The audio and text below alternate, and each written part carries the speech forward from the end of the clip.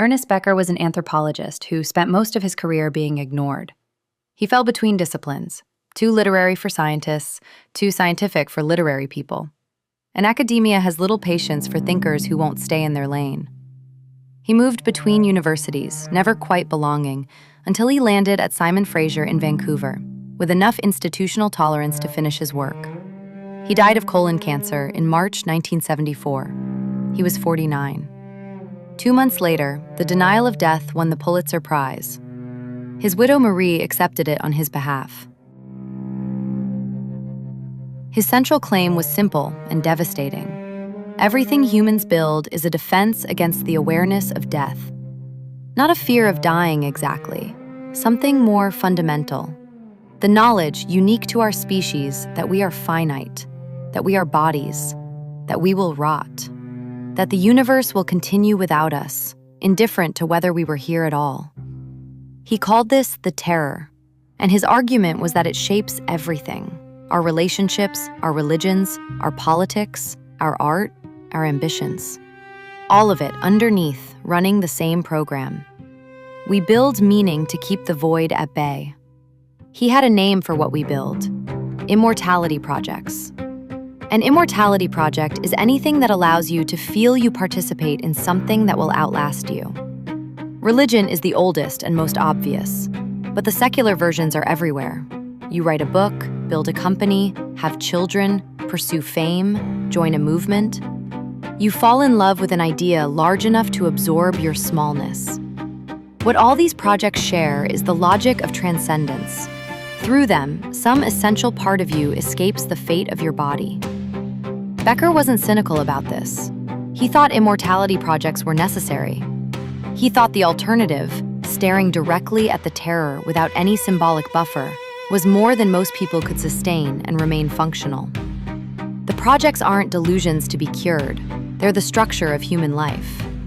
Without them, there is no culture, no civilization, no motivation to do anything beyond immediate survival.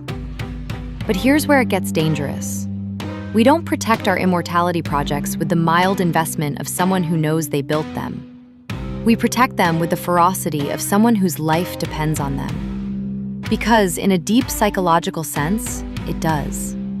Challenge my immortality project, my religion, my nation, my ideology, my sense of what makes a life meaningful. And you haven't given me something to think about. You've threatened my survival, and I will respond accordingly. This is Becker's explanation for why humans are so consistently, so catastrophically violent toward people who believe differently. It's not tribalism in the simple sense. It's terror management. The person whose immortality project is threatened experiences an existential emergency. And the most direct way to resolve that emergency is to destroy the threat, to kill the thing that reminded you that your buffer against death might not be enough. Now here's what Becker's framework does to how you see the present moment. Look at any source of human striving: career ambition, the hunger for recognition, the compulsive need to leave a mark, the desperation with which people defend their beliefs against challenge. And you're looking at terror management. The drive to be remembered is the drive not to have been nothing. The need to be right is the need to have lived inside a true story. The love of legacy is the love of a self that continues.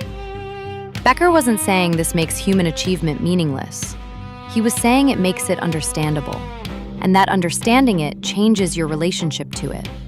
The person who recognizes their ambition as partly a response to the terror can hold it more lightly, can ask, am I building this because it genuinely matters, or because I can't bear the thought of being forgotten? Those aren't always different questions, but sometimes they are. What's expressed everywhere in the culture right now is the hunger for permanence, the need to matter, the drive to build something, be known for something, leave something behind. We celebrate it. We call it legacy. We call it ambition. We call it meaning. What's repressed is the knowledge underneath, that the hunger is not really about the thing being built. It's about the builder's terror. And the project, however grand, however genuinely valuable, will not ultimately solve what it was built to solve. The terror doesn't go away when the book is published, when the company scales, when the children are grown and thriving. It quiets temporarily, and then it returns. Because it was never really about the book. The integration Becker pointed toward, and he was honest that most people can't sustain it, is what he called mature creatureliness. The capacity to know you are an animal, finite and mortal, and to build anyway. Not because building will save you, but because building is what you do with the time you have. To hold the terror without fleeing into the project. To work without requiring the work to be your immortality. To love without requiring the love to outlast you. It's harder than faith.